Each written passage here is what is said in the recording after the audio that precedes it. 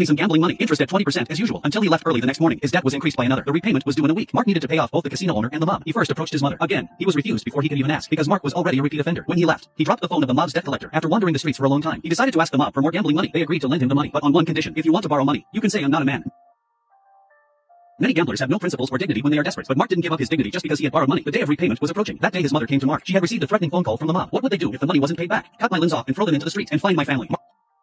Mark's mother decided to help him one last time. Mark got the $260,000, only to walk into the casino once again. As expected, he lost it all again. He woke up. The mob got to Mark first, although he couldn't borrow any more money. But Jack had looked into him. Knew Mark had a student who played in the league. He wanted Mark to persuade the student to play a fake game to offset the money he owed. Mark found the student, told him about the dummy game. He didn't persuade him to play a fake game. Instead, he asked him to make his own choice. The student then asked Mark, am I going to get you out of this mess? No. Then he borrowed $260,000 from Frank at the risk of having his family killed. Took a beating. Borrowed another $150,000 from his Korean boss. Put the $150,000 in the student's wardrobe. $60,000 paid back to Jack with interest. The remaining $200,000 bet on his student playing a fake game. If he was willing to play a fake match, $150,000 as a reward. If he doesn't play, it's all over. Even if he's killed later, the $150,000 will be the last good thing he does for himself.